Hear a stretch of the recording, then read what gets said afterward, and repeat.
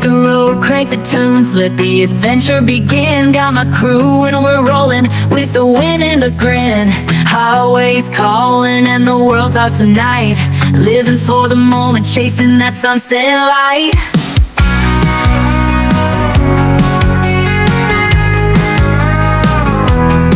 Gas station stops and fast food runs, making memories fast. Every mile's a story and we're living it to last. From the city lights to the country skies, we're all about to ride with the music up loud and my best friends by my side. Shopping at the mall, I'll be shopping at the mall, yo. Spending all this money at the mall, yo.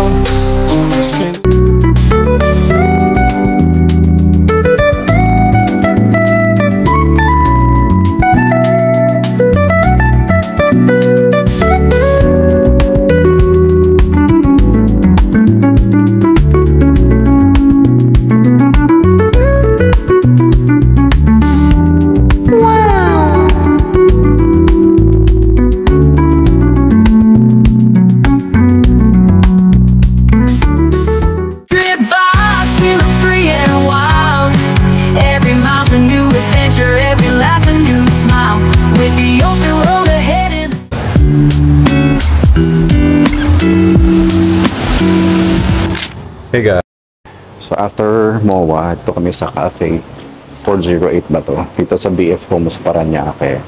So explore natin siya. Medyo maulan pa naman. See you in a bit.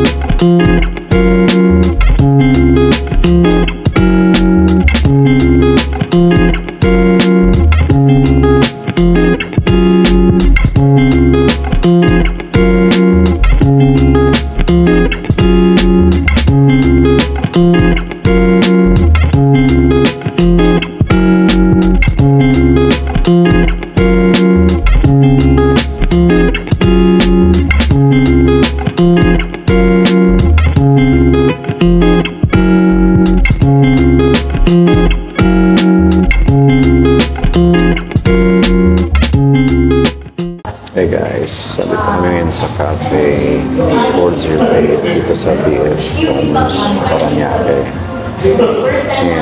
And medyo small lang yung space na kasi I think probably because marami rin kasing coffee shops. So bawat kanto kanina nadaan namin ng mga coffee shops.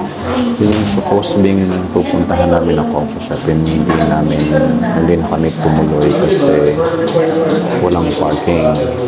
So kailangan namin yung panibagong coffee shop. Ito yung nakita namin kasi they're open until 12:30 in the morning. Yung iba kasi parang mag-close na rin and it's now almost 10 p.m. So we decided to just stay here kasi hanggang 12:30 in the morning naman sila the next day. So makakapag-work kahit pa paano.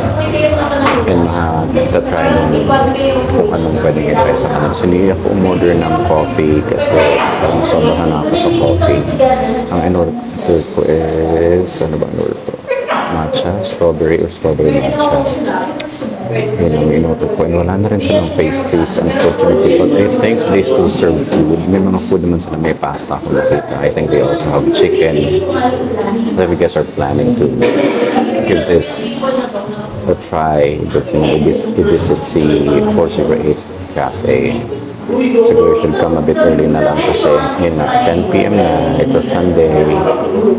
So medyo ubos na yung pastries siguro nila. Wala rin ako makita mga cakes. But they have waffle pa naman. Para nakita ko kanina na available pa naman siya. But the best, yung pastries, hindi na sila nagsaserve. So we're gonna be staying here until siguro 12 or 12:20 in the morning. Pahinga lang din. Kasi medyo malayo-layo pa ang upuyan namin. And I'm gonna give you guys an update in a bit kung kumusta yung strawberry matcha nila. Kasi ko magkape. So I'll keep you guys posted later.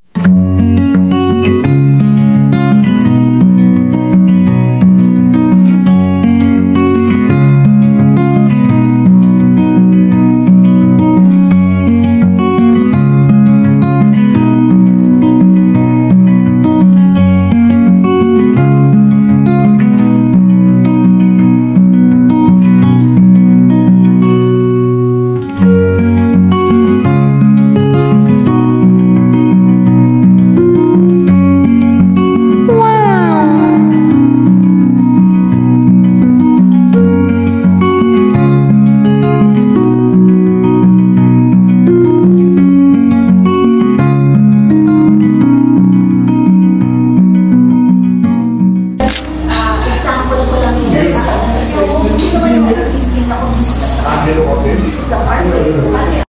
guys, sinerve na niya yung strawberry matcha. Try natin. Oh, refreshing siya. Pero parang mas na-overpower ni strawberry yung matcha. I'm not sure if it's a good thing, especially dun sa mga matcha lover out there. Pero ako kasi, hindi ko naman hate yung matcha. Hindi ko rin masyadong gusto si matcha. So lang naman ako. So I think sa end ko, medyo okay na na-overpower ni strawberry si matcha. So try natin, mix muna natin. Yun, much better. So parang same na sila ng mas na-balance na siya nung ginalo natin. So si partner, in-order niya is hot coffee.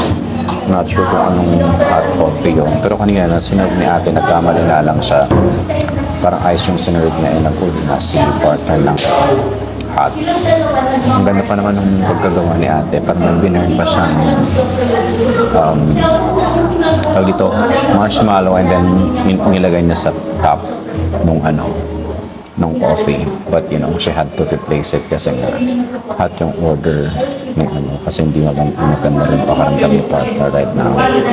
Plus umulan din kasi sa labas, so medyo nilalamig siya. Kasi okay lang since naka-sweater naman ako. But so far, recommended naman ang drink na to. Masarap siya for me, at least. Nakapag-try naman ako ng ibang matcha flavored na drinks. Hindi ko lang ma-recall kung nakatry na ako ng strawberry matcha. I think I did before, but hindi ko lang maalala kung kailan exactly. Hindi ko na rin maalala yung lasa. Probably it was a long time ago. Thank you. Toasted marshmallow latte. So, pakita ko sa inyo yung in-order ni partner. Ito siya. Wait lang. Ayan. Diba? Ang ganda ng pagkagawa ni ate. Teka lang. Videohan ko for you guys. Oh, thank you. Nice. Ayan, tapos may waffle pala kami ng mango something waffle.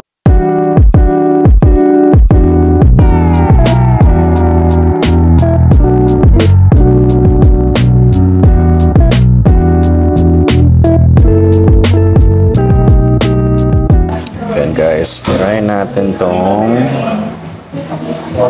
mango waffle ba to? If it's masarap. Kasi parang nagiging beyabores na tayo sa pagsasalita.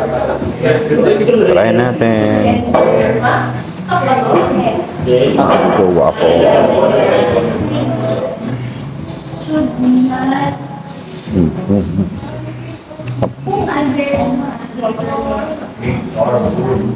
Oh my God! I'm gonna die.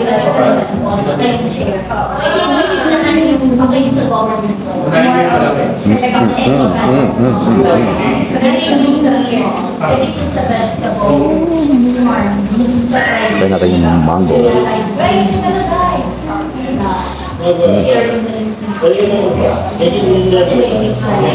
Sarap naman.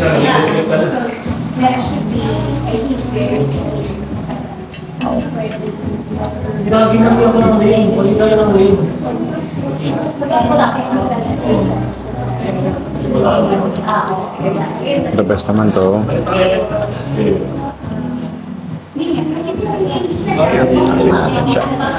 So far, rate ko to ng 5, perfect 5. Ito naman, ganun din. Kasi for some reason, for a waffle, kahit parang may mga whipped cream ba to, and then an ice cream, plus the mango pa. Yung mango kasi matamis na siya, so at least yung whipped cream hindi siya ganun katamis for some reason. Kasi pag may whipped cream yung ko sa Starbucks, bakit may lamok dito? Medyo matamis yung sa Starbucks kasi pero ito medyo siya, for some weird reason hindi matamis masyado. I mean, matamis siya pero hindi ganun katamis yung whipped cream. I'm not sure if paano nila yung ginawa. Yung ice cream, given naman na yun na matamis, pero at least Tama lang siya dun sa walang ano, sa waffle kasi nga wala namang lasa yung waffle, di ba? Masyado. Ayan. So, ayun. Kain muna ako. Enjoyin ko muna to. I'll see you guys later.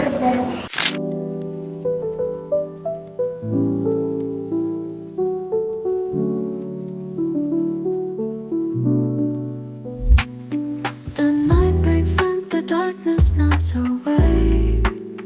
When I walk with you, the footsteps are light. The noise of the city disappears into the distance.